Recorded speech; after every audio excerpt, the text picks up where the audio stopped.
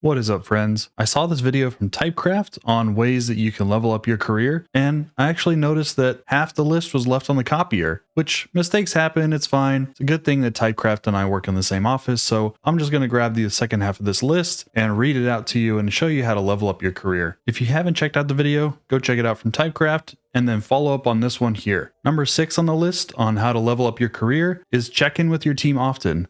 Make sure that they're implementing code your way and no other way, especially if they're going to try different patterns that you don't know or you aren't approving of. Policies can be ignored, but micromanaging can't. And if you micromanage your team, then they're going to succeed even more. Item number 7 on the list is to destroy people on the internet. People love being owned on the internet, and for you to put them in their place. The more you show them in pull requests or in open source software or anywhere on Stack Overflow how much you know and how much clout that you have, the better. In fact, making sure to show other people in interviews how often you've owned people on the internet is a real way to succeed. Number 8 on the list, use the phrase agree to disagree often. That way, no one thinks you're weak and you can always stick to your guns. Better yet, if you have free time in the weekends or evenings, you can just code over whatever solution they implemented and push it yourself. Number 9 on the list is to break all the rules. Push code, don't write any tests. Make sure that your team can write those tests just so they know the solution and the pattern that you want to implement. The more times that you can make an exception for your code and eventually not write any tests at all, the better. Number 10 on the list, and the final one, continually question if the team can go faster. Bad devs like to spend time on refactoring and automated tests. Make sure they're only writing production code. The more you can get other developers to write all the code, the better. That way you can ship faster and faster, and there's no downside to this. So to recap,